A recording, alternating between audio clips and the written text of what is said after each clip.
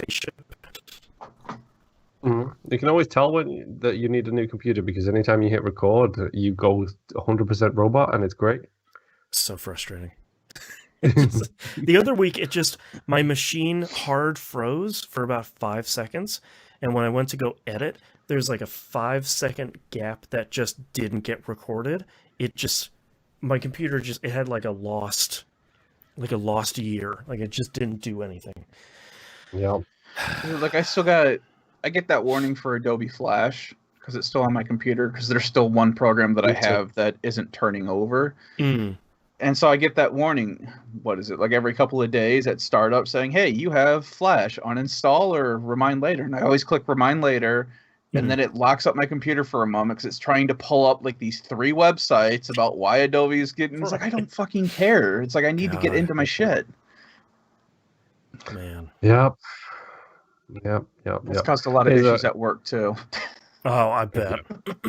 Here's a fun quote for you guys as the non-human parent in the room.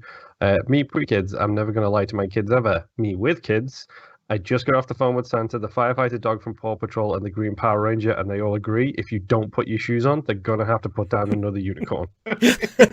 Yep. Every day.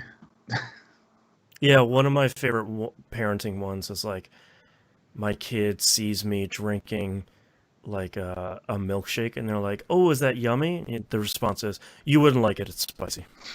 It's just like, yep. All right. Are you guys? I haven't even opened up chat. And then I think we're ready.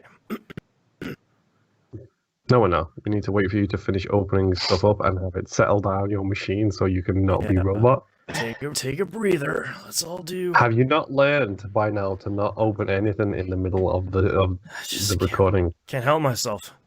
Let's open up Premiere. Let's do this. Yeah. All right. I made the mistake of opening.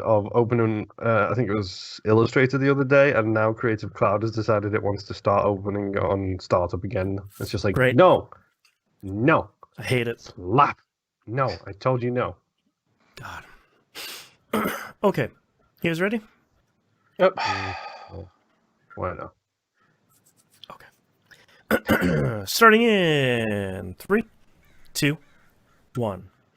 Welcome back to another episode of That Video Game Podcast. I'm your host, Boston. Joining me as always is Moonpeer. Hi, I guess, maybe. Do we even exist anymore?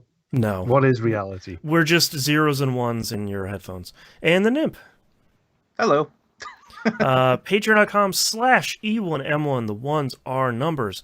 All the exclusive, behind the scenes, early access, all the overwhelming amount of audio we release every month because I have a problem. I can't blame anyone else. I have a problem. I need to rank things. I need to enjoy new things. I need to create. So my problem is your boon. $5 a month tier is the recommended one. If you want to know where your money goes, I'm transparent about that on the page, about all the stuff that your money funds. And we are halfway to the $250 goal of playing some spooky stuff. Sorry. No, playing spooky stuff. Playing some spooky stuff. Yeah. Resident Evil 8 is coming out soon, like we talked about, so Resident Evil 7 would be really great to start off on the docket. And just... I don't want to do it, so get me to $250, and then I will do it. Patreon.com/E1M1. Moon. Hello. Hi. Hi. What have you been playing this past week? Okay. So the same thing I've talked about past couple of weeks. I have no time. So very quickly run down a couple of games. I still haven't booted up Apex. I know it's had its update. It's 49.5 gig update. Wow. Woof. Yep. So I had to do some last minute C drive organization to try and have that thing actually, download. Right.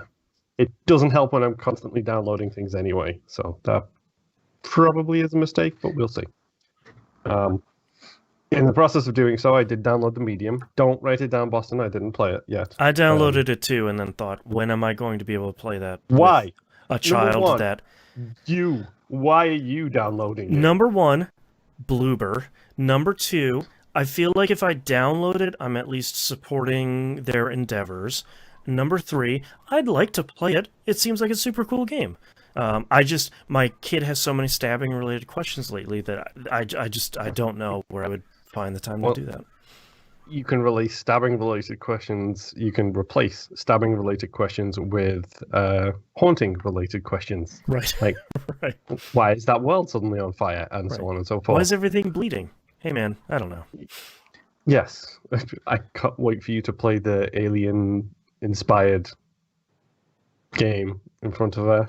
No, not the meat, the other one. The one with the fleshy phallus game. You know what I'm talking about. Yeah, I can never remember the name because every time they show it off, I'm just like, ugh, God, oh, God, just so much Geiger in here, like, ugh. So, look forward to the potential vote on season 7 of Critical Misses. I'm just saying. Yep. Hashtag marketing. Yep.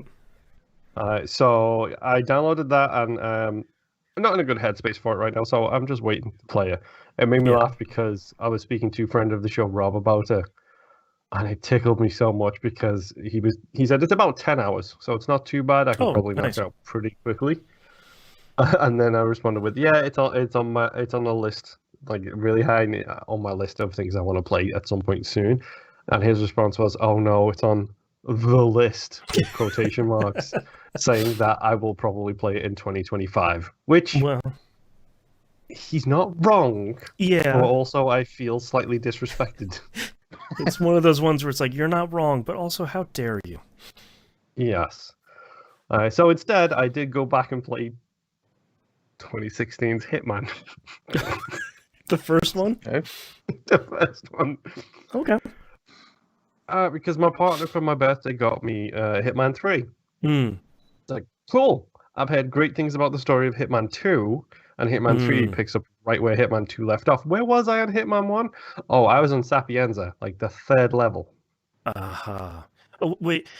So is it a safe assumption that if you carry the levels from 1 and 2 into 3, it doesn't carry like the story stuff, it's just the levels? I don't know, because I'm not booting up 3 until I have beat the story at least on 1 and 2. Yeah, because it'll probably be like the intro of is like, remember when we killed this person? And just like, oh, great, thanks. It has, from what I've seen, it has a catch up on the story button, and it's a black screen with 2 sentences of text. Okay, cool. Which, from what I've heard of Hitman 2 story, does not do it justice, because Hitman 2 story is basically the Illuminati exist, and this is the Illuminati. Great. Yeah, the story recap just says, like, hey, have you all heard about Sheikh Zanzibar? It's right. Yes. It's exactly what I sure have. All right, come on in. So, in all honesty, I'm just going to go through, probably fly through it as quickly as I can, just to try and experience it. I'll go back and I'll tidy the achievements up later / never, depending on how I feel. Then I'll jump into 2, do the same thing there, and then I'll jump into 3. Because I forgot how stupid Hitman can be and how fun it can be. Like, but that's the problem is right now I'm in a mental space where I don't want to think about stuff. So I'm just going in and following the opportunities. It's like, okay, I'm going to pick an opportunity, go and do it, and then problem solved. I don't have to worry about anything else because I could just follow these baby's first Hitman game instructions to go and get what I need. Right. And that's fine. So I did a whole bunch of killing in Hitman. By a whole bunch, I mean I killed 2 people. I knocked out about 50, and I stole a bunch of clothes. Right. Because that's what you do. Yeah. And it's one of those things where I forgot how good that can feel. To just manipulate that machine around you and watch the chaos unfold. Yeah, you're like setting up all these dominoes, and then you just tip the one over, and the whole thing makes a cool picture. One of my targets apparently had a mental breakdown, and I recreated the exact steps that made him have the mental breakdown just to get him in a room alone so I could kill him. So there you go. Not dark at all. Yeah. Nope. Not totally taking advantage of someone's PTSD about their dead mother, no less. Woof.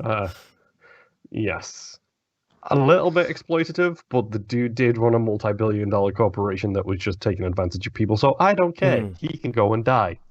You can just say their name. It's just Facebook. Heyo.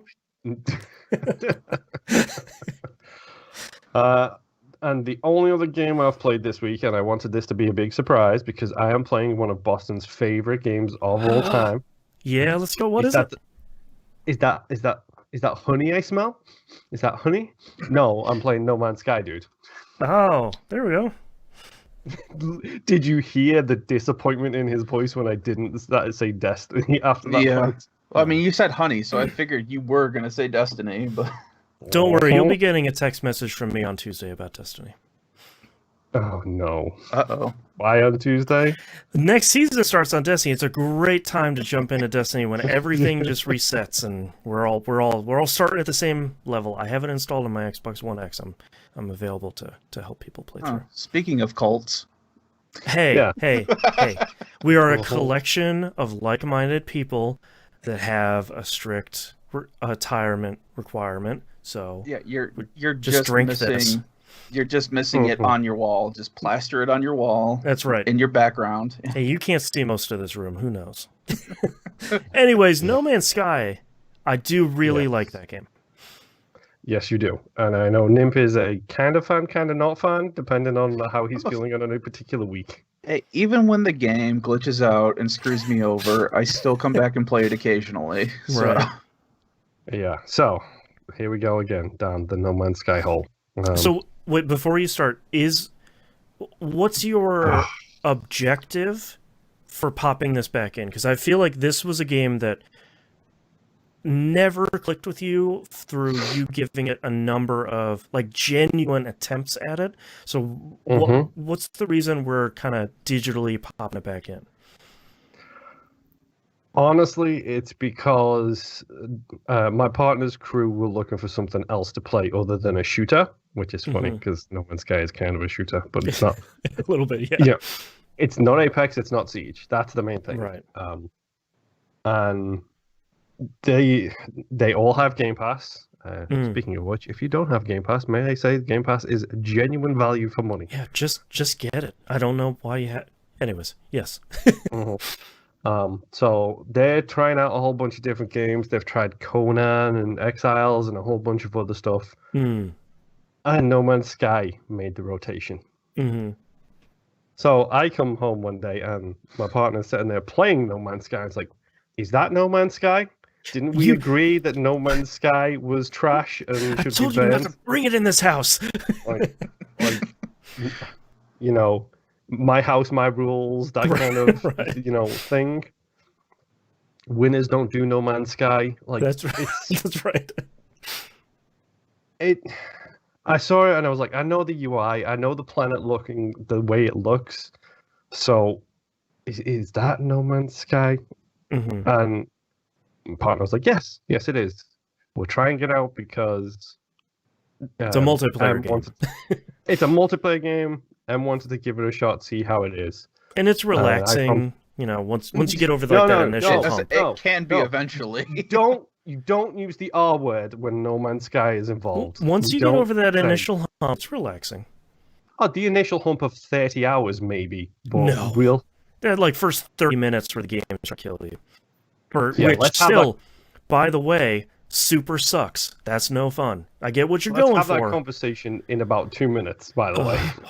Yeah. So I went on and I did my own thing. And I was like, I'm just going to leave them to it.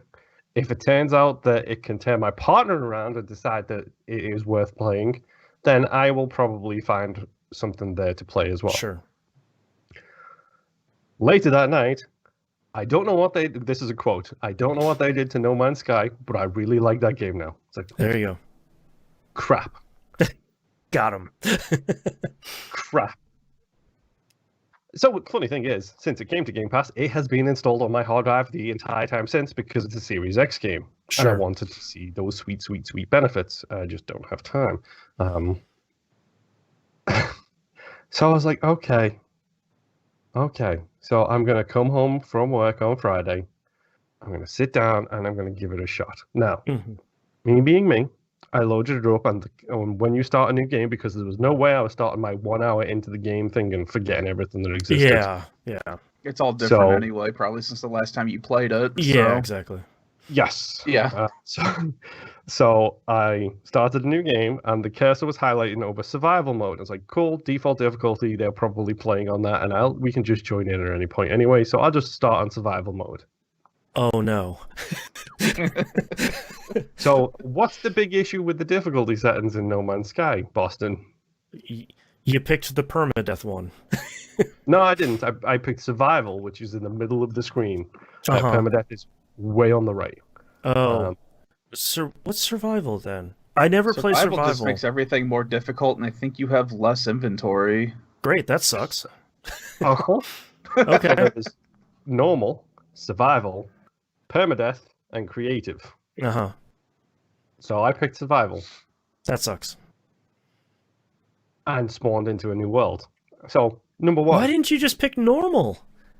It says it right there, it's normal. Because he's that guy who doesn't like to play on normal or easy. It's got to be a challenge. No, it's because it was in the middle, and I assumed it was the default, not the fact that that's just where my cursor was from the last menu screen I opened. Sure. So I assumed it was the default, and because my partner had already gone to bed, I was like, screw it, they're probably playing it on this because there's multiple of them, so I'll just play it on this difficulty. Future spoiler alert, they weren't. They were playing it on normal. I'll get to that in a moment. Right. So, I load in and I play survival mode for 3.5 hours. Mm-hmm. I die 17 times. Jeez. Because I spawn in... The first planet I spawned at was... it was an acid planet. Mm-hmm. Then the second planet in the same system was a fire planet. Great. And then the third planet in the same system was an extremely hazardous environment, also related to fire. Great. Nice. The game clearly telling you to go to hell. All three of them were barren worlds, which means minimal oxygen, minimal sulfur, which, spoiler alert, what do you need oxygen and sulfur for real early in the game? Literally anything. Yeah. Uh-huh. And one of them was a heavy sentinel world. Oh, Jesus Christ. 3 planets to choose from, all 3 of them hot garbage. So I'd literally got up to the point where I needed to install the hyperdrive core. Mm-hmm. It's like, good, I'm getting the hell out of this system. Yep. I don't care. I want to get out this system and find somewhere better. Roll the dice again. Let's try again. Yeah, so then the game crashes. I like that you're getting the true No Man's Sky experience. Uh-huh.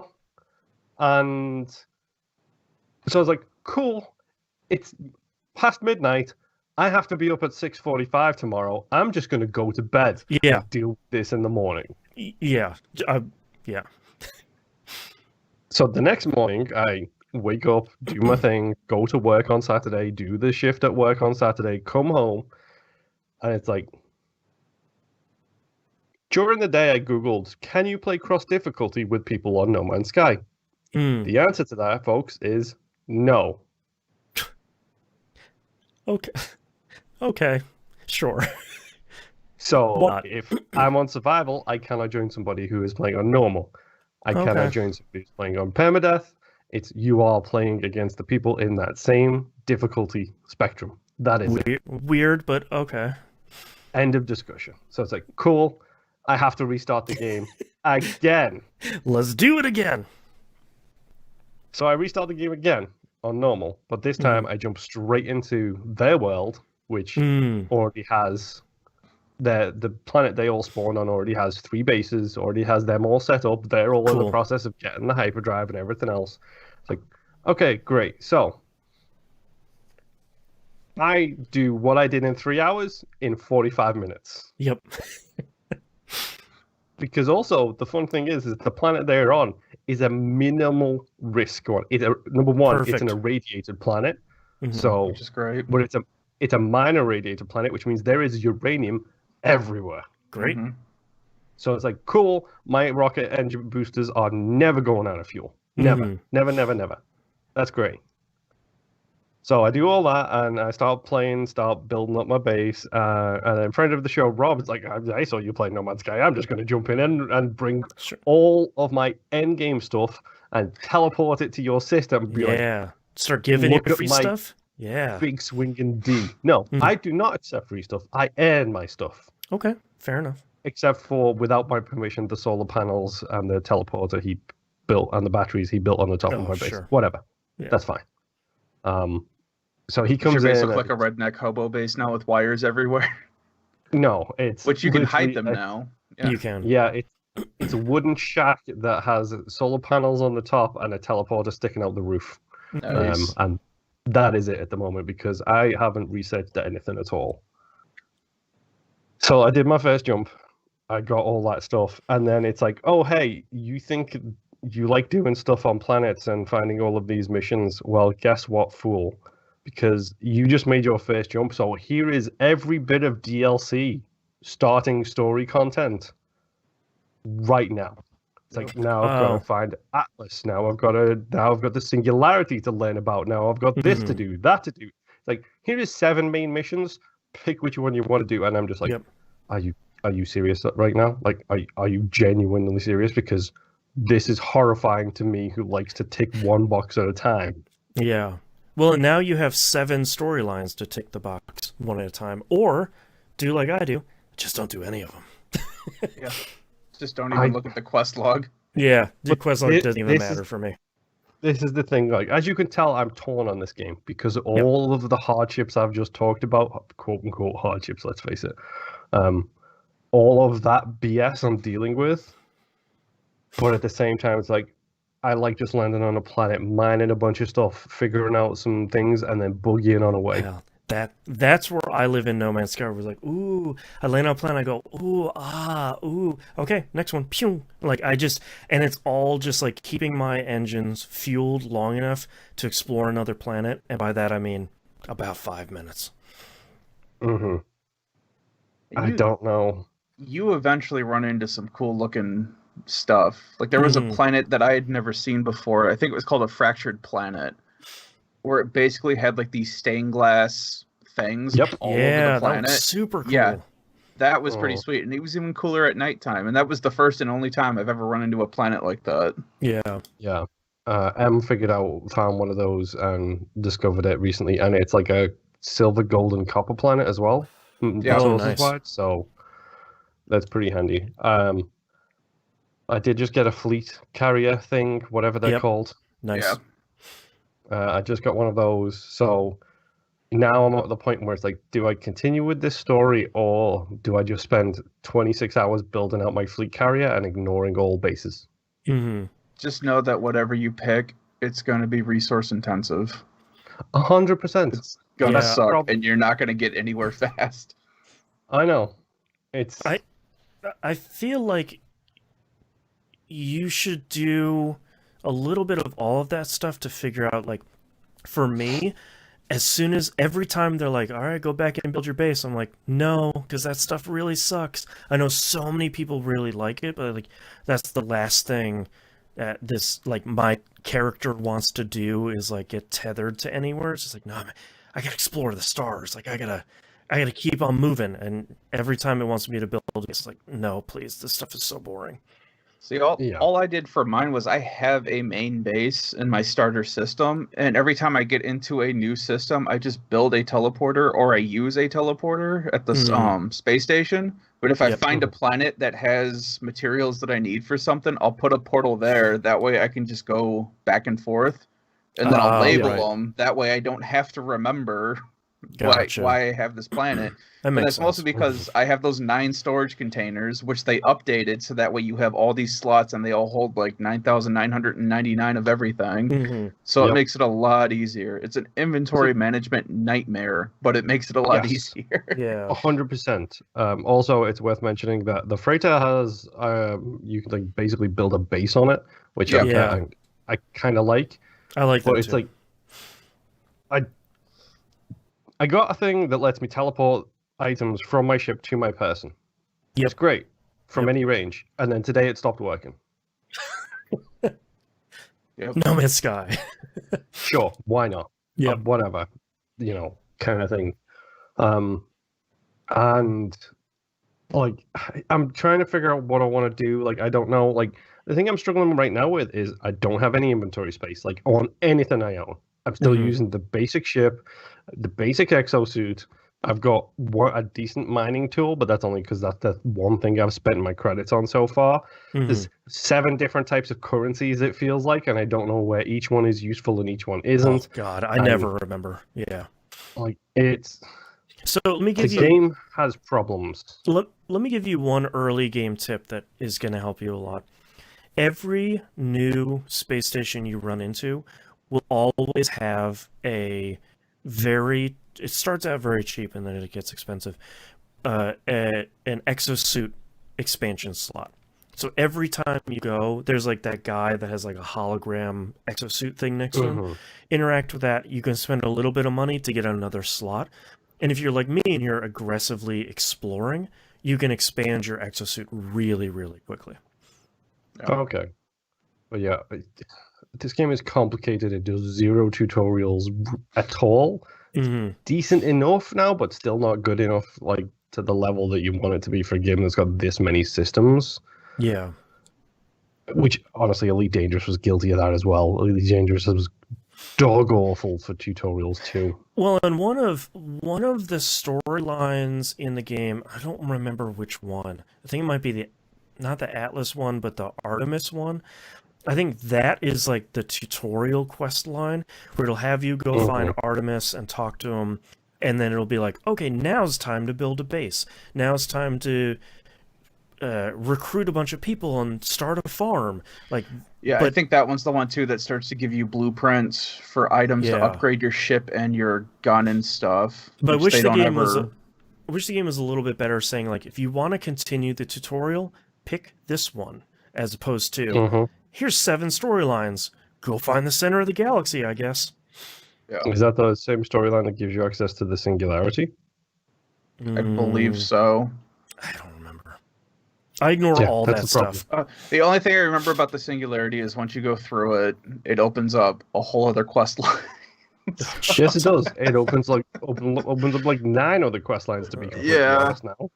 Because then there's the whole quest line with Atlas where you're building a star, and depending on your choice, you get this item that increases your health every time you do it, and you can do it like 10 times or something like that. Oh, jeez. Yeah, it's a weird, complicated mess. I feel like you're at the point where I enjoy playing it the most together with my wife, even if we're not in the same solar system or anything. Like, she's usually like building a base and I'm off doing something else, but like, I like that. Sounds familiar. Yeah, I like that experience of sitting next to another person that's playing it and being like, oh, I figured out this cool thing, here's how you do this thing, and like having that kind of shared knowledge between 2 people that are kind of playing it together. And I wonder if you and your partner will have that experience at some point where it's like, oh, cool, like I just figured out this thing. Oh, I figured out how to do this thing, and here's how this all links together. Or you pull up the anomaly and you do multiplayer quests, and then you go, oops, we just spent 5 hours on a planet looking for ancient bones. Oh, God, please don't do the multiplayer quests. They suck so bad. In all honesty, like that's probably, in an ideal environment, Boston, that would be the experience we would have. Right. But right now, my work schedule is so up the wall that, like, my partner wants to play with the friends who are playing this. So I'm kind of like, I am literally the 4th wheel in this instance. Right. And then Rob is the spare who just gets brought out the trunk whenever anybody needs anything. Well, and of course, unfortunately, the last thing that your brain probably needs is a game like unfolding in front of you, and it'd be like, why don't you figure it out? And your brain is just like, no, I'm good. Right now, me figuring out is I'm just going to jump to a system, explore a planet, but this is the problem with my, not right now, but my mental, my way of playing games in the first place. I'm a completionist.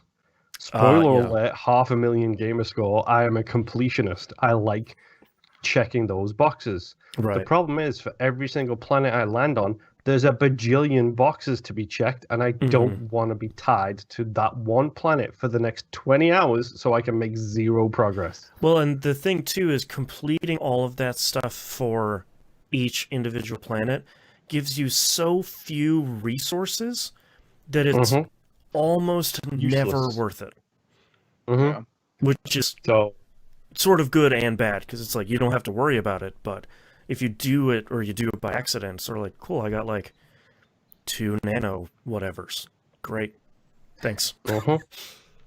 Yeah. So I at the moment I don't know. I'm sure I will continue playing it because despite all of these issues, I am enjoying playing it. I am enjoying just flying down onto a planet, using the signal booster, getting a couple of buildings or whatever, and then boogieing away from that planet as quickly as I can. Like honestly, I'm enjoying the variety. Like, yeah, this is an irradiated planet. This is a heat planet. This is an ice planet. Oh, look, it's a Jurassic Park moment. It looks like The Thing. Like, there's a lot of things going on which I enjoy, but at the same time, it's the Assassin's Creed problem.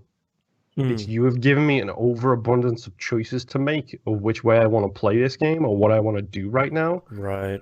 And as such, I don't want to do any of them. Yeah, exactly.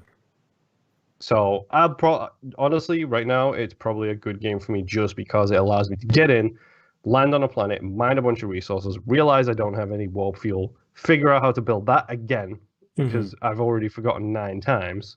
Yep. And then jump to the next system and continue on. Like, that's probably and listen to a I'm gonna do. podcast while you're doing all that. Yeah.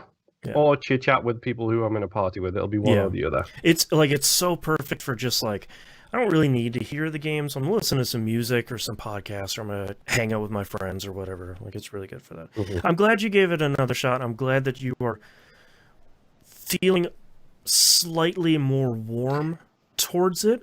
I know it hasn't 100% clicked with you, and it I don't know if it ever really 100% clicks for anyone, because there's always like, well, I like doing this thing, and the rest of the game sort of sucks, and it's kind of it's so that thing is so different for everybody. But the problem though is it's one of the classic problems of games like this where it tries to be everything to every man, and it turns out that it's actually something to no man. Sky, like it can't nail itself so far down in one direction that it works. The first aid kits don't work. The automatic doors don't work on bases. Like, there's so many things that are broken because they're trying to do a bajillion things. In my opinion, they should have had it be an exploration game and then left it there. So, funny story. That was the launch, No Man's Sky. That's why I loved No Man's Sky at launch, because it's like, you need to explore. There's this one storyline about getting to the center of the galaxy. That's your goal. There's a couple of other things here and there. And like, that's why I clicked with it so early. It's like, God, this is such a relaxing kind of exploration thing that needed more variety in the planet biomes. But other than that, and I feel like, Moon, you and I talk about this a lot on We Roguelike It, about like early access games that get too difficult when they launch because of the fan base. I feel like the extended development time for No Man's Sky is kind of a boon and a negative against it, where it's like, here are so many things you can do because there's this really passionate fan base for the game that like continually wants new things to do. But for someone like you that's just jumping in, it's just like, here are the 500 things you could do in the galaxy. It's like, okay, that's a 500 for sure. Like, what am I doing here?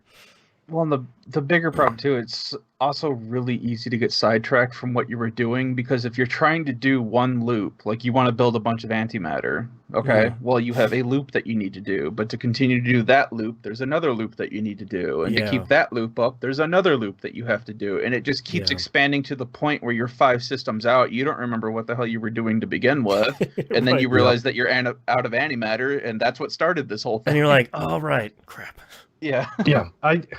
The biggest issue I have with it is it will localize missions to whatever area you are currently in.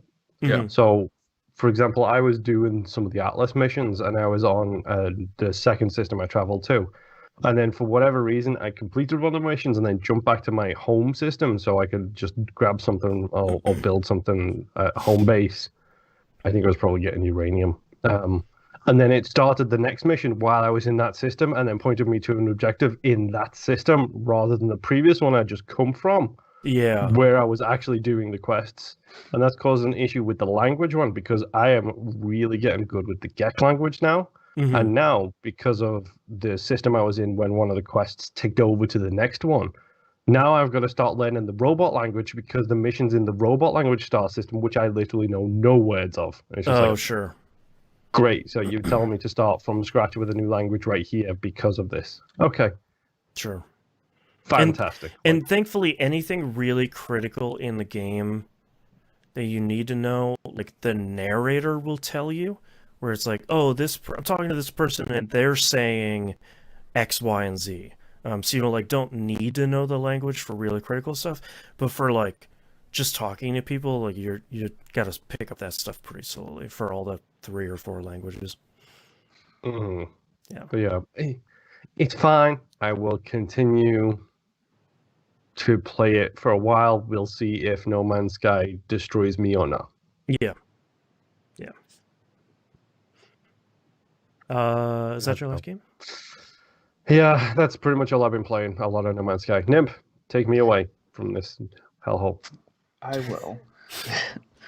So, my son and I have been playing a lot of Rocket League this week because they have their Super Bowl event going on, which ends tomorrow, Monday, February 8th. Basically, this event is like the spike, I forget what they call it now, but the ability to have spikes blow out of your car so that when the ball touches you, it just clings to your vehicle. Oh, jeez. Porcupine? I don't remember. But anyway. Neither do I. It is set up so that your car doesn't have the spikes, but the ball will automatically attach to your car. Which is fine. They have it set up so that it is an actual football now. Okay. When the match starts... Oh, no. Yeah, when the match starts, the football is in the center of the arena. Everyone races towards it like you normally would. And whoever scores the goal first, that's when it changes. It will line up both sides. It's I think it's 4-on-4. Maybe it's 5-on-5, but I'm pretty sure it's 4-on-4. But it will line up both teams on their end of the field. And whoever scored the goal, the ball will start on that end. And then when the 5-second countdown starts, the football will get kicked onto the other team who didn't score, and it will always land on the person who's in the center of the lineup. That's really cool. It is. It's set for you don't have boost while the ball is attached to you.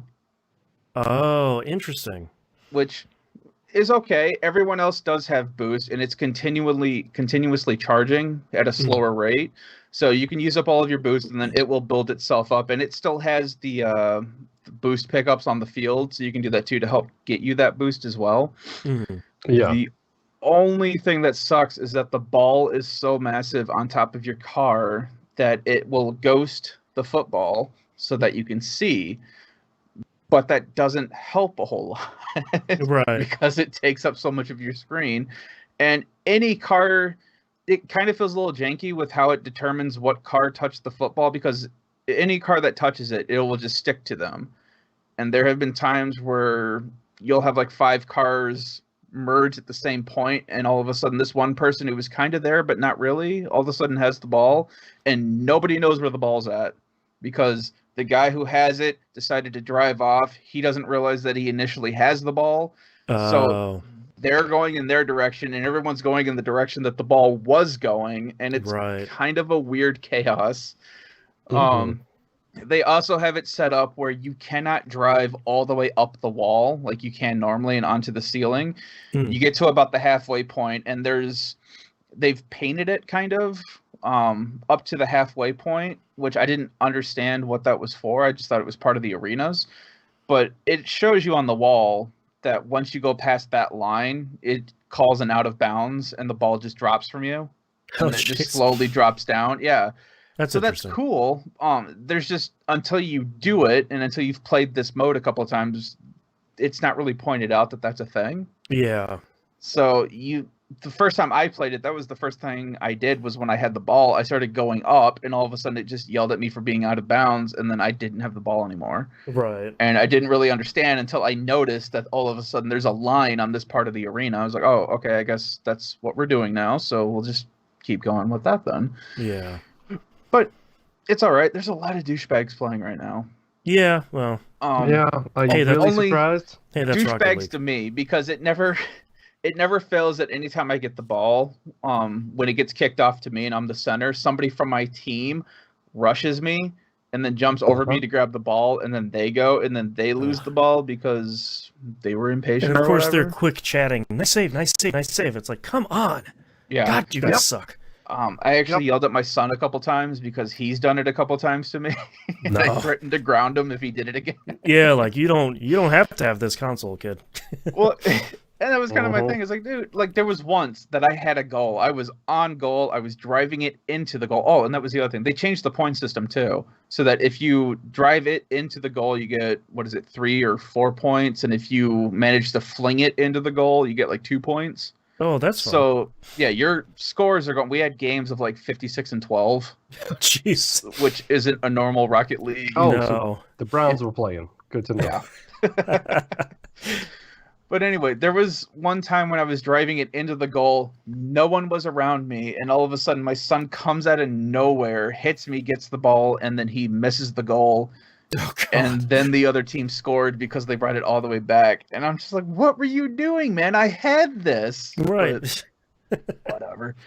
It's just him wanting to have glory, I guess. Yeah. But it was interesting. It wasn't, besides the point system and the new out of bounds, there wasn't really a whole lot new to it. If you've played Rocket League, it's the same thing. It was just interesting having it was like the same thing with the hockey puck. It was just interesting having a different physics in the game. Because that ball is stupid crazy when it starts bouncing too. Like, yeah, getting really it doesn't squirrely. bounce like you expect a football to bounce. It bounces a lot easier. Oh, interesting. So if it hits the ground or whatever, all of a sudden that thing's like going halfway across the field by itself. And it's like, okay. So it was fun. I still got angry because I still suck at the game. It's Rocket League, yeah. Yeah, that's on me. I don't put 80 hours into the game. I'm lucky if I put 2 in every 2 months. So yeah. Yep. The last game that I played this week was East 9. Yeah. I'm sorry, East 9? Is that like a highway you were driving down? Yeah. State route, East 9. So this is the new one that came out this week. This is obviously the 9th game, Monstrum Nox. The game starts out with you, Adel, and Doji trying to get into this town, and you being arrested. Okay. You haven't done anything wrong at this point in the game. Mm-hmm. It's what you've done in the past that actually gets you arrested. Oh, interesting. So you go up, you come up to the gate, there's a bunch of people there and they're like checking all this stuff, and you walk your character up and you talk to a bunch of people, get some story, and then you talk to the person who's doing the checks, and they're like, wait a minute, red hair, blah blah blah, are you this person? Are you a JRPG protagonist? Yeah, exactly. Those are outlawed here. And so you're given some options, which either one doesn't really matter. It's just flavor for you. Your character doesn't talk. Never does. Never will. He can't even defend himself. He's mute. Yeah. So you answer it, and they're like, oh, hey, you're under arrest now. We have a warrant for you. Mm-hmm. Okay, what's this about? And they don't really explain anything. Next thing you know, you're knocked out, and you wake up in a jail cell. And it's only you. Your companion is fine, even though he was a thief, and they know he was a thief. He hasn't done anything recently, so like, we know about you, but you're fine. Just don't do anything in the city. Right. And then you get knocked out and thrown in jail. Okay. So you wake up. There's some story stuff that happens. I won't get into a whole lot of it, but basically it turns into you being interrogated, and they start bringing up stuff from your past and it's all the previous East games, but while you're playing them, you don't really think about it until they start questioning you about it. Like, hey, you don't think it's suspicious that you've been in as many boating accidents as you have been, considering that it's more boat accidents than fishermen or sailors combined? It's like when you line it up like that, exactly. It does look a little suspicious. Dude, force majeure, man. Force majeure. Right. Well, then Have they you also killed bring 6 gods? It's like, what? Well, hold on. Then they bring up about how you seem to find kingdom, or was it legendary kingdom artifacts that magically also end up going missing. And it's like, yeah, that's kind of end-game spoiler stuff for why that stuff keeps disappearing. Right. Like, you Then guys, it's all coincidental. You got to trust me. Yeah, and then they also bring up the fact that your character has somehow had something to do with every major event that has happened on that continent. And so you are being arrested for suspicion for having something to do with all of these weird worldly things That's that have fair. been happening. Yeah, I don't blame you guys. And that was kind of my thing. It's like, yeah, once you lay it all out in a straight line like that, yeah, it makes sense why you're suspicious of this character. Yeah. So, eventually, you end up breaking out of this jail. It turns out that you're in a fortress, and as you're breaking out of this jail, you get away from the guards and everything. You end up in like this underground area where there's monsters. This mysterious lady comes out of nowhere who has like this mechanical arm and a mechanical leg, which in this time period makes absolutely no sense and shouldn't be here. Okay. And she shoots you with a gun. Great. Which also Great. For this time period shouldn't be here. And it's not like modern day gun. We're still talking like, it could be a flint, but it's obviously run by magic. So Sure. Whatever. She shoots you with a bullet, you pass out, and the next thing that you know is that you wake up and your appearance has completely been changed. Oh, God. Okay. Wow. This is because you have been cursed. Okay. So now you So have purple hair. Well, he still has red hair. It's just longer now. Okay. And guess what? They Does call it him... levitate in the air a little bit? Not yet. That's Celeste. They do call him the Crimson King now. Oh, boy. Okay. It's getting real good. Oh, yeah. It's getting very fooly-cooly in this house, I'm not going to lie. So you find out that the bullet that she shoots you with is actually a curse that she shot at you. Mm-hmm. And this is when you find out about Monstrum Noxes, which are other people in this city that this lady has also cursed, who it turns them into these super beings, basically. And she uses you, and you don't know why yet. She brings you into this other world, and you have to fight waves of monsters while protecting this one thing that she is trying to energize for you don't know why. Okay. But because of the curse, you have to do this whenever she calls you. And also because of the curse, you cannot fight amongst each other, and it locks off certain parts of the city. Oh, jeez. Okay. And you find out real quick that you can't fight each other because there is one character who just doesn't like you and starts off wanting to stab you. And they get really close, and then the curse interrupts them. And you then find out that you can't fight each other. Which only enrages this one person all the more. Right. So once you find all of this out, you get into this wave fight thing where you do like these 3 waves or whatever. You do a fight, you get a little bit more story. And then you're just kind of released into this town. And it's from there that you can just do whatever you want. And that's when you find out that certain parts of the town you can't get into because there's like basically a curse wall that's up.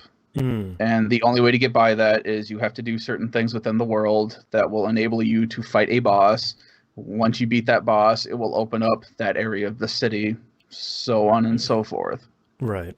So the city that you are in is actually pretty massive. And the little area that it starts you out in is actually, it's a little area in the city, but it's actually a fairly decent sized area that you're starting out in. So you have a lot of areas that you can explore. And as your character, you don't have a whole lot to explore with yet. Once you turn into the Crimson King, you basically get double jump, and you have the ability to zip to like certain points on the map. Nice. Once you get your second character, who is the White Cat, you learn the ability to run up walls. Okay. To the point that you can get to places that you shouldn't be able to get to yet that early in the game, as I found out. Because it'll let you run any wall, anywhere. There's nothing stopping you except for when you run up against the Veil of the Curse, then it obviously won't let you continue. But I've gotten to pretty high points and what feels like off the map because it just let me run up against a city wall that was really high, and next thing you know, I'm not on the map anymore, but I'm overlooking the city still. So interesting. It's probably got some cool game breaking stuff in here. Yeah. Third character that I unlocked is the Raven character, which lets you glide now. Mm-hmm. So, and you don't have to keep switching between the 3 characters. Once you get a new character, you unlock their gift. So no matter what character you're using, you have the ability to use all 3 or whatever abilities you have so far. So you don't have to keep switching to whatever character has the gift. You can just do it. Mm-hmm. Battle system's still the same. It's just enemies show up on a map and you fight them. It's still Right. got really good guitar music. Oh, It's still really fun to just beat up random crap and just abusing your abilities. Mm-hmm. Where you just got... I've got this new attack that I just unlocked where you can... Because you're charging your SP gauge and you're also charging another meter, which is like your limit break meter. Mm-hmm. Once you have that charge, you hit your 2 buttons. It makes you more powerful, but if you hit them again, it unlocks like your ultimate attack or whatever. Mm-hmm. And it is awesome lining that up, having all of these enemies on the field and just doing your ultimate and just watching them all go away, and you just have all these items to pick up on the ground now. Oh, yeah. All for crafting. I'm not going to lie, that reminds me of Disgaea 1. The only one I ever got really powerful enough to do it in, but when you've just got like 4 people around one enemy and they're all like teachers and students of each other, and it's just like, I'm going to hit attack once, watch these numbers go to 6 digits long, and then just enjoy the chaos. Yeah. So, I am really enjoying the game. The story, I haven't gotten much of the story so far, just because it's still easing you into it, and they're leaving a lot of it to mystery, so it's not in your face, this is what's happening, this is what's happening. It's just you're getting glimpses of some stuff, and they're just kind of like, oh, what's that? And then you're just on your merry way. Right. So, character doesn't have amnesia this time. They're just mute. Yeah. Just a curse. Yeah. But it's still really fun. I like a lot of what they've done so far. Some of the characters look pretty sweet. But again, this series, it's the same thing like I said with the Cold Steel series. This series will never win any awards for best graphics or whatever. Yeah. These will firmly be stuck in like PS3 era graphics, which I am completely fine with. Yeah, it's very much a budget line of RPGs. Yeah, but they've kind of owned up to the graphic style that they choose, because East was the same as Cold Steel, where it's like Adol was, a sprite at one point, and he continued to be a sprite until very recently. So it's kind of cool that they're not pushing for like Final Fantasy-esque, graphics where everything looks realistic. It feels like they really own that. Yes, this isn't pushing the PS4 hard, but it would feel weird if it was kind of mentality. So yeah. I really love the series. Everyone should play one of these games at least once. Yeah. That's all I got to say. So, and that's all I played this week. I checked out the Division 2 got its current gen update. So now it's 4K-ish and 60 frames. It looks really good. I mean, it looks significantly better than the 1080p-ish version it used to be. 60 frames runs really great. There's a couple of hitches here every once in a while, but they were really... Ubisoft Massive was really honest in the patch notes saying, look, this isn't an optimization patch. We're just removing the 30 frame rate cap and moving that to 60. So it looks a little bit better. It runs at double frames, but it's not like, a super optimization pass. Which is fine by me. I mean, I haven't played Division in a couple months, and it was fun to hop in. There's a new season going on that still has like 16 weeks left or something in it. And there's a Resident Evil 25th anniversary thing going on right now, which I was going to say, did you get your Chris outfits? I'm working on getting... right now, it seems like it wants to give me the Jill Valentine outfit, like the really classic one. So, for anyone that doesn't play Division 2, the way that these apparel events work, that are all about the cosmetics, is you can buy them, but no one's going to do that. Every 4 levels you gain on like your watch thing in a game, which is pretty easy, it gives you a key for the apparel crate. And the crate is on a knockout system until you get all of it, which is nice. There's like 21 pieces or something. So you're kind of always getting new pieces as you level up, as you're doing like the 2 or 3 other things that you can do in the game. So everything kind of feeds into itself. It's pretty nice. And every day they have a new really easy mission to go do that rewards you 2 Resident Evil 25th anniversary things. It's usually like a backpack charm. Like the one I got today was a zombie dog head. It's like the first zombie dog you run into in Resident Evil 1. And I got a umbrella arm patch. So it takes you like 10 minutes, you get 2 things, there's a new one every day. So it's really easy to go get that stuff. A lot of it is really cool. Like the backpack charm I got the other day was a T-virus vial, which is great. It's all stuff where it's like, that's great, that's cool.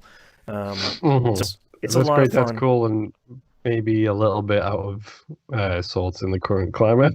Yeah, but that's the Division, unfortunately, sort of. Yeah. As a whole, but it feels the really quintessential things age poorly image. 100%. But it runs really well. It feels really good. I haven't played a bunch of the recent content, so I'm kind of dabbling in that and just kind of having a lot of fun with the game that I enjoy, but I never really stick to as kind of my primary game. Control, Ultimate Edition, to be specific. I have verified that saves do not carry over, which I was so annoyed. I was initially really annoyed about that, and I was like, well, I don't really want to start Control back over. And then I started Control back over, and within 2 minutes, I was like, Control is sick as hell. I love Control. Let's play Control again. So I'm playing Control again. Seeing a lot of people being really weird about the ray tracing in this game.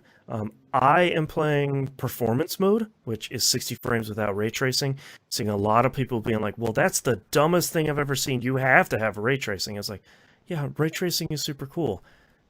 I prefer 60 frames.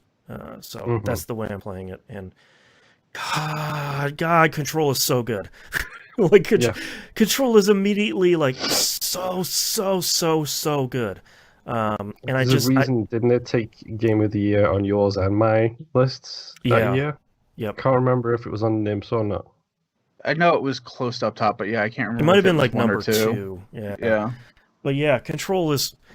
I'm glad I'm starting it back over. I don't know how quickly I will finish the game, but I'm glad I'm starting it back over because I feel like if I was gonna jump in to play the DLC at the end of the game, where I like have everything, I'm super overpowered, I would completely forget how to play that game. So I'm really having a lot of, unsurprisingly, having a lot of fun playing Control again, which is, God, that game is really good. All right, my last game, Immortals Fenyx Rising. I have finished it. That game is way shorter than I was thinking it was, which is great. It took me 20 hours to finish, and that was with like a whole bunch of meandering around out in the world. So the way this goes is there's like 4 regions on the island. You do all the stuff for the gods there, and then they're like, oh, okay, cool. Here's a new character. The story goes exactly how you expect it to be. It's not one of those games. It says, like, okay, now you get to the snowy island you can see off in the distance at the top. Go race this person up to the top. And by race, it means you're just going to win. Just take your time, because you're going to be doing other stuff anyway. So you do that, and you fight the final boss, and that's like, all right, now you can go to the center of the map where the volcano is, and you can go fight the final boss for real. The only problem I had with this game is the final dungeon, where you've already fought the final boss, you get all this big story stuff going, and then it lands you in a dungeon, and you have to do like these 4... You see a big door in front of you with the boss's face on it. You do 4 like super easy puzzles to unlock the door. You pull the thing, the door opens onto a giant arena that does not have the boss on it. It has 8 more super easy puzzles for you to do. Jeez. And I was like, please, I just want to go fight the boss. Like, you have spent all this time, like, working up to this dude who looks cool as hell. And you keep just, like, moving the goalposts a little bit. So I solve all 8 of those easy puzzles, and then I am super overpowered by the time I go fight this boss, and I beat the ever-living crap out of him, and then I get the credits. It doesn't dump you back in the world after you're done. It essentially creates a clear save for you that starts you right before you jumped in the volcano to fight the boss. So I finished the game, and I've mostly just been finishing the trophies at this point for the platinum, because I'm just having so much fun playing this game that why not do the rest of the stuff in it? Yeah. I think I unlocked like 2 or 3 more trophies this morning, so I have like 1 or 2 trophies left. The thing that I like that it really does is there's a lot of them where it's like, fully upgrade your stamina, fully upgrade your health, fully upgrade all your skills. There are way more resources in the game to upgrade than you need to upgrade that stuff. So, like, I've maybe only collected half of the stuff that I need to fully upgrade my health, and it's fully upgraded. So it's You're not like spending 5 days looking for the one thing that you missed on this giant world map. No, and like, thank goodness, because I was just doing that this morning because there's like a series of challenges on this board, and one of the very last one on the last column is like complete all the myth challenges, which is like putting the sliding puzzle together, the constellation ones, the running ones, the archery ones, and I had 79 out of 80, and I could not find the last one. So I'm looking at these like maps that people have made and Google Maps and all that stuff, and I finally found the last one today, which wasn't nearly as hard as it needed to be. But Immortals Fenyx Rising is really, really, really good. I can't recommend it enough, especially. So, bottom line on Immortals Fenyx Rising, it is Breath of the Wild without all the extra crud on it. Like, it is. If you imagine. Boston, stop now before you blaspheme against Nintendo and bring the internet's rage upon us.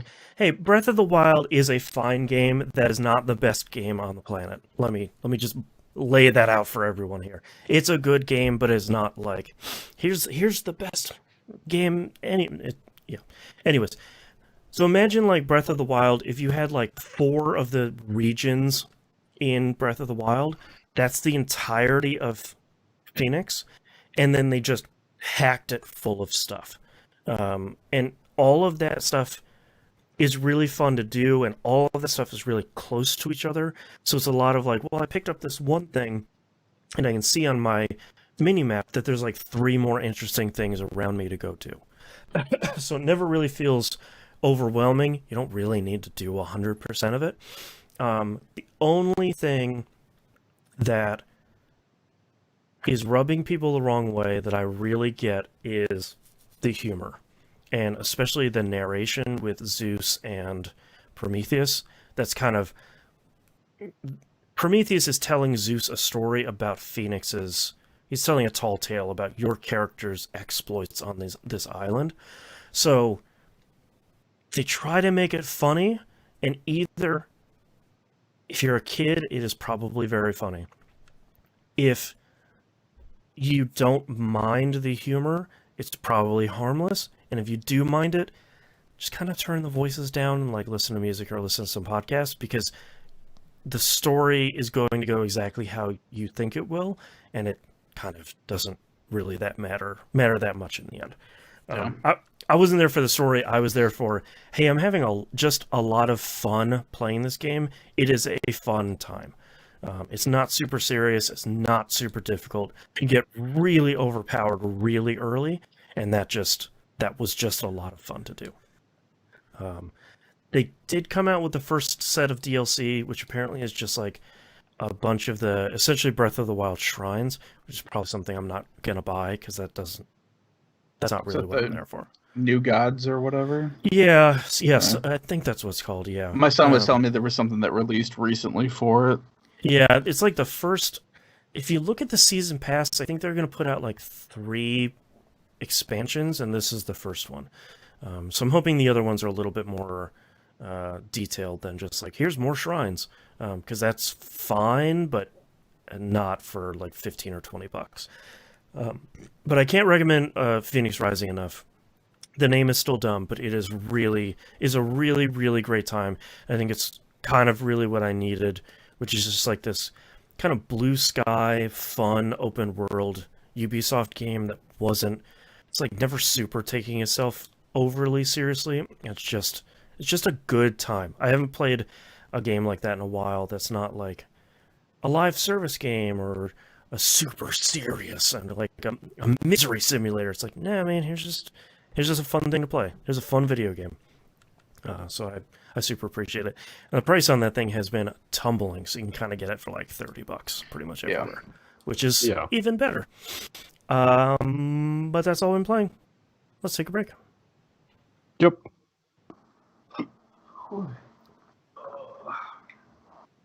I gotta check the temperature. It is blistering here, which sucks. It is really 67 degrees. Fucking Baltic here, you dick. I know. I think it's like 12 degrees outside right now. That also sucks. Let's see. It's 10 degrees outside right now. Jesus. My kid was complaining today that she wanted to play out in snow, and I was like, it doesn't snow in Southern California. She's like, I know it never snows here. And it's like, don't. I know snow seems fun, but like, it's not. Hey, I enjoy it still. Yeah. It also helps that I drive a 4x4 truck and my wife has an all-wheel drive vehicle, so I only have to snow blow the drive if I want to. Yeah. I don't have a drive, so I get snowed in by the plows. Perfect. That's the worst. Uh-huh. All right. I'm ready to wrap this up whenever you guys are. Yep. All right, starting in 3, 2, 1.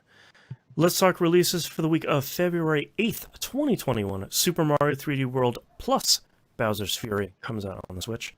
If you haven't played Super Mario 3D World, it's really good.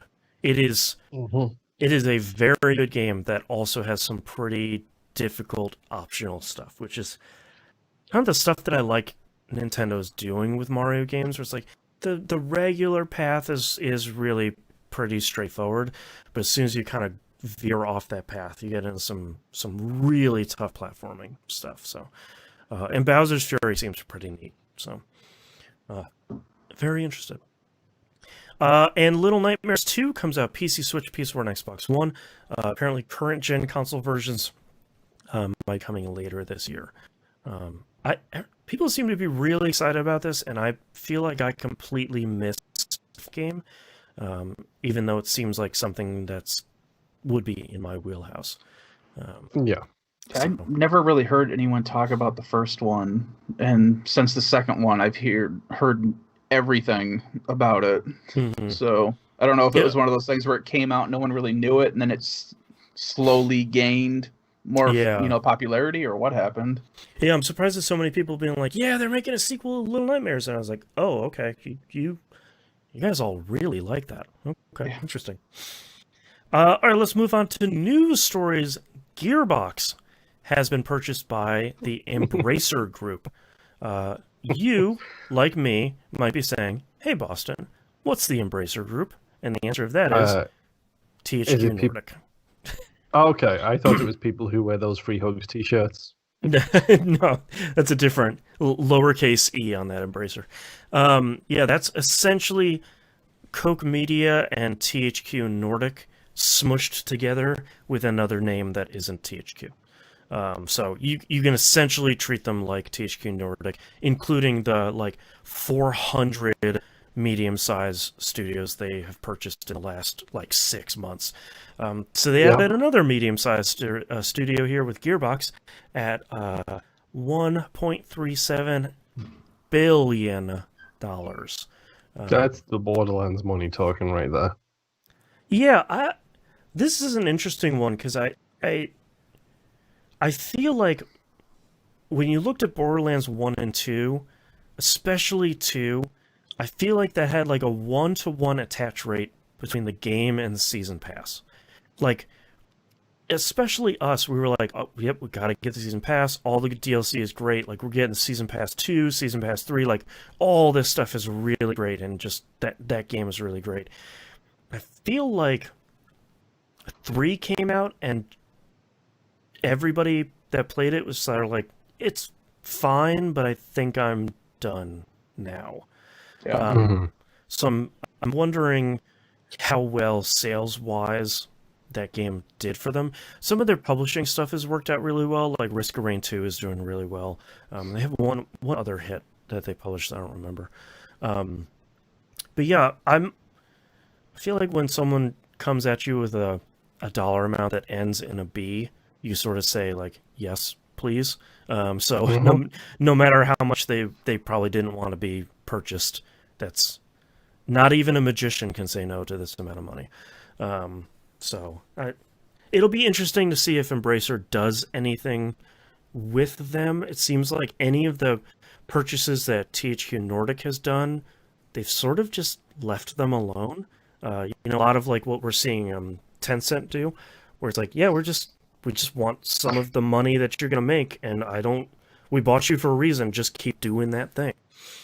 Yeah, well, it's not Battleborn money, definitely, but Battleborn, just got shut down a week and a day ago. Which do you want?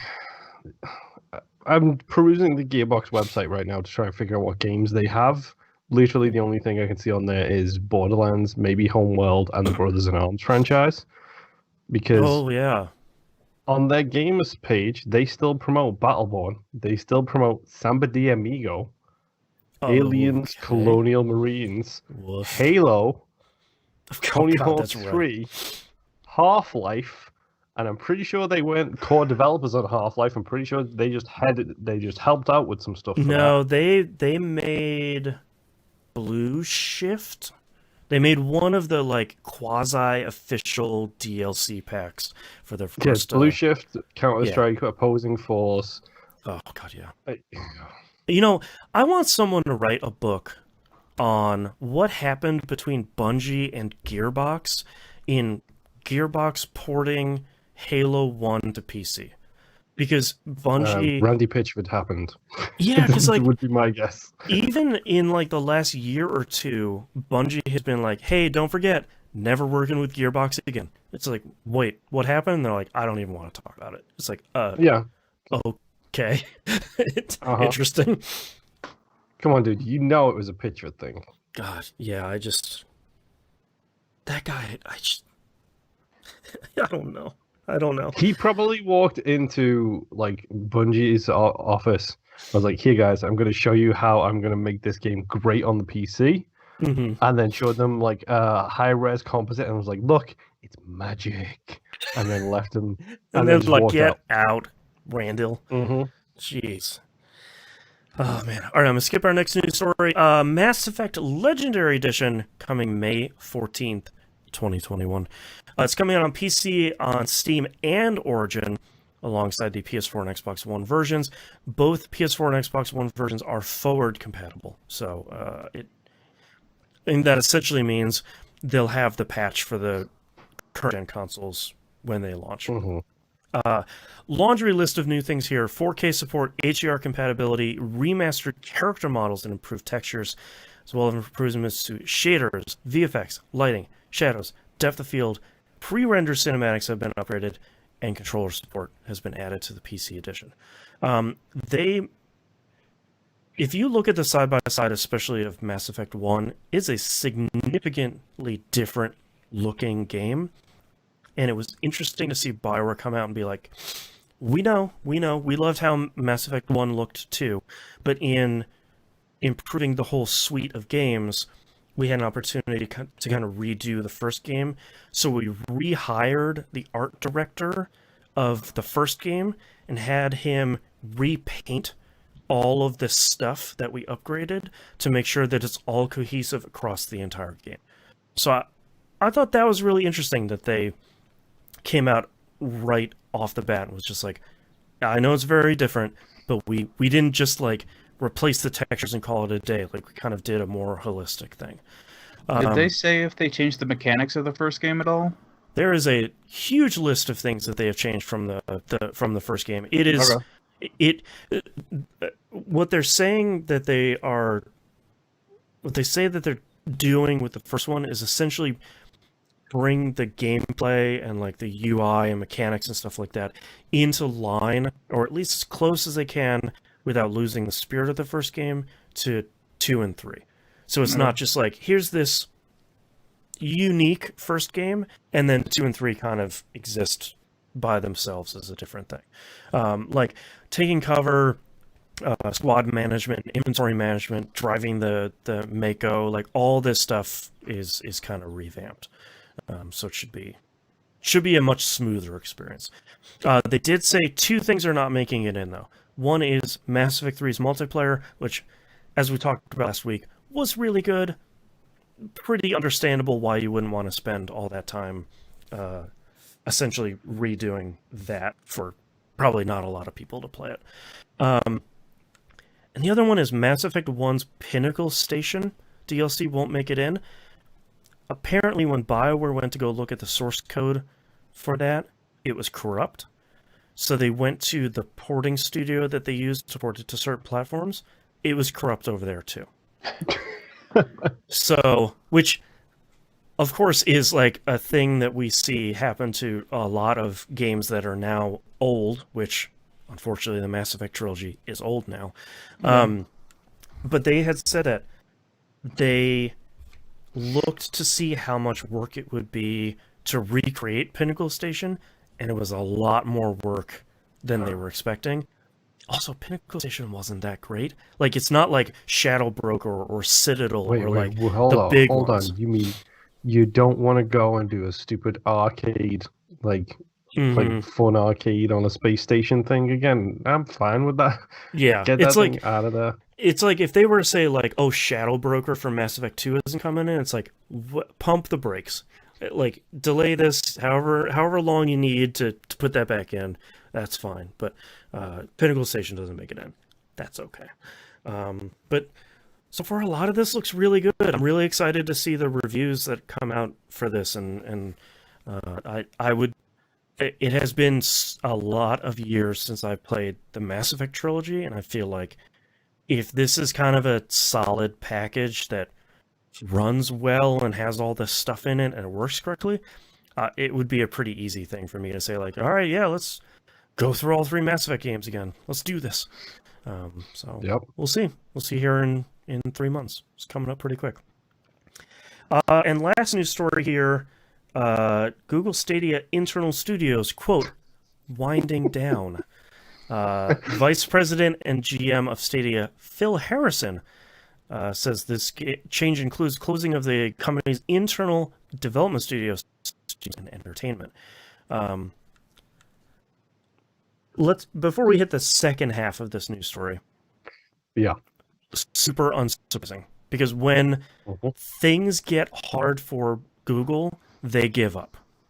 And I think even though none of us have been involved in developing a game, we know it is an incredibly difficult thing to do. And they points towards CD Projekt Red's general direction. You're right. And they didn't start a game studio like 3 years before Stadia was going to come out. So they started it like 6 months before Stadia was going to come out and be like, oh yeah, we're gonna make our own games for this thing. Hell yeah, why not? And then eventually they're just like, did you guys know that making video games is like really expensive and really hard? Like someone should have told us. What the hell? They got the lady who was supposed to do the Star Wars game as well, didn't they? Which is really depressing. And they had Jade Raymond was working over there too. Like she like Famously, Because she was originally on like 1313, I think, and then that got canned, and then she went to EA, and then EA canned whatever Star Wars famously game. she was on Assassin's Creed, like from the beginning of that stuff. So like, a super bummer to see her like continually getting Shafted by projects. Getting passed over by these projects that seem cursed from the beginning, other than Assassin's Creed, which has been cursed in a different way. Can we, before we move on to the second half of the story, I just need to shout out the Poorly Age Things Twitter account for using Alex Navarro's conversation with this guy as a fantastic Poorly Age thing. Yeah, because there was that guy who was... He said he was complaining about streaming, streamers streaming games and how they should pay for the privilege to stream someone else's games. And he was purporting himself as the head of the Stadia Games and Entertainment division, which he wasn't. He was the head of a studio that was making games for Stadia. He was like starting to crap talk to Alex Navarro, and how's that Stadia thing going? And then he responded with, "Better than Giant Bomb." Right. This just like, whoops. Phil Harrison did go on to clarify this. Users would still be able to play their games through Stadia and Stadia Pro, and the company plans to continue its work with third parties to add games to the platform's lineup. Like the same day this came out, Judgment is coming to Stadia, which glad that Stadia is still going to keep working for those that it works really well for. But if you're a third-party platform holder, and what would be... There's no reason for you to go with Stadia anymore. Like, why would you say, like, I know what I want to do for our moderately successful game, put it on a dying platform? Like, I just... There seems to be no reason. Stadia, the vanilla Stadia plan sucks. Stadia Pro doubly sucks. The Stadia pricing and the whole way you use it sucks. So and it's still not readily accessible either. Yeah, well, but the Stadia Founders Edition is $30 off now if you want to get in. But yeah, it's like not readily available. Of course, the US's broadband infrastructure sucks. Like everything about it has been a pretty bad experience. And with Amazon Luna kind of sitting there on a hill, looking down and being like, just gotta wait. Just gotta wait a little bit longer and we can just scoop up all these customers. It just does not seem like a platform you would want to put your games on. Nobody was putting their games on the platform to begin with, and now it's like, well, we're definitely no reason to do it now. Which is a super bummer because Stadia works really well. If you have enough bandwidth and you're in this like mystical land somewhere in the US that has no bandwidth caps, it works super well. But they just gave up. They gave up again. Like they always do. Yeah. They gave up when it got hard, which is just the Google way, I guess. But that's all our news stories, and I don't think we had any questions this week, so that's the end. Double check. Nope. Double check. Do you think I can open up Discord on my computer right now without me going robot? That's a good point. But I can. Robots. Hang on. Hold on. Let me open it here. We do not have questions. If you'd like to send us questions, tvgpfans@gmail.com, or hit us up on the questions channel on Discord. You can find all of that stuff on the right-hand side of the page on tvgp.tv. Patreon.com/E1M1. Talked about all the cool benefits to you before. We had a new patron this week. Hello, welcome. The $5 a month tier is the recommended one that gets you all the stuff that we put out. $10 a month or anything above that is greatly appreciated, especially as we are in the middle of a pandemic.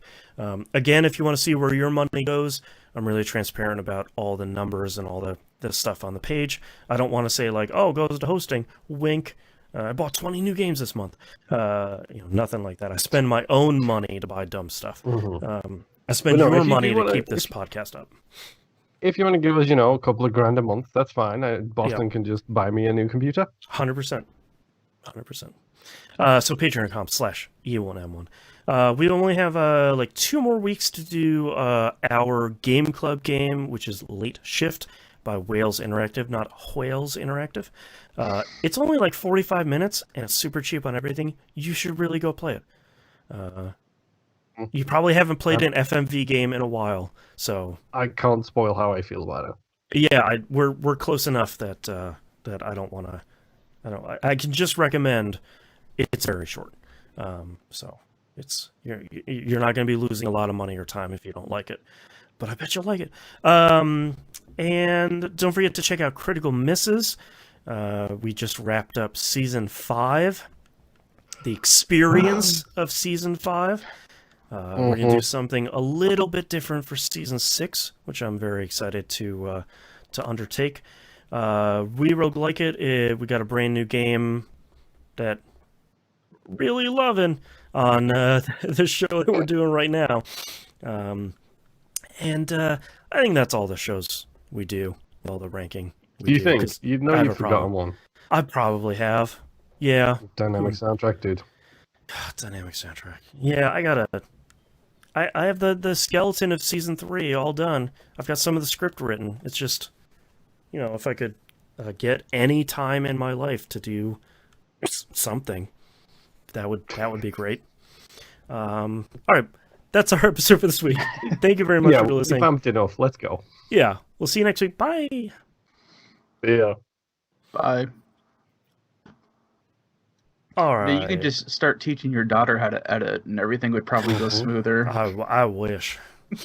No, the problem is he'd still have to edit the middle parts and the pre-show. Yeah, that's true. Yeah. I was sitting here editing Critical Misses yesterday, and my kid was sitting here on the floor playing, and she goes, "Gaga, that guy sounds a lot like you." And I was like, "That is me." And she goes, Oh, okay. I could tell it just like she had that moment of like, this is freaking me out, man. Like, okay. All right, Nim, pay me with your titles. All right, I have so much Geiger in here. The List. Winners Don't Do No Man's Sky. And The Google Way. I wonder if I could shorten that to Winners Don't Do NMS. Oh, yeah, it works. Everyone knows what NMS is. It's not in excess, it's NMS. We know that. Oh, God. All right. Moon, what do you have? Okay.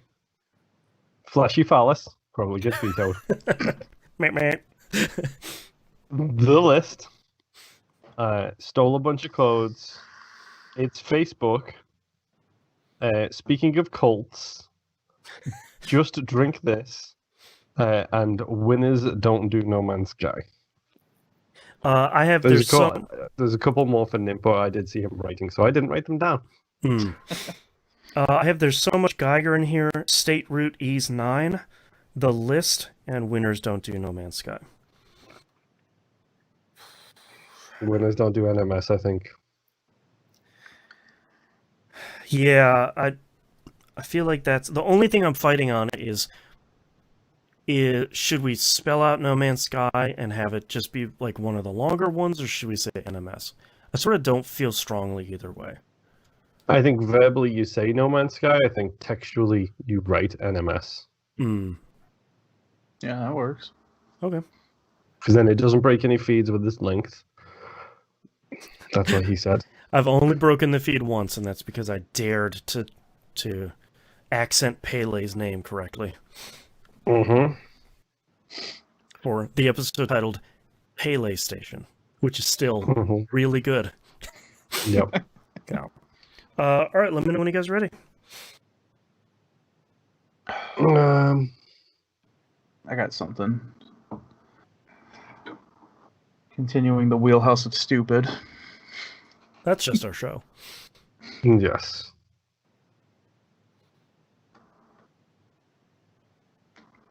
I feel like No, I got nothing. I'll figure something out. All right, starting in 3, 2, 1. This is That Video Game Podcast, episode 694 for February 8th, 2021. Winners don't do No Man's Sky. It's an experience. Dare to be different. Oh, God. I All right. got that, and I'm from England. That's I know, terrible like, and great. That's how bad the Dare program was, man. All right, thank you very much, everyone, for listening. See you next week. Bye. Bye. Boston says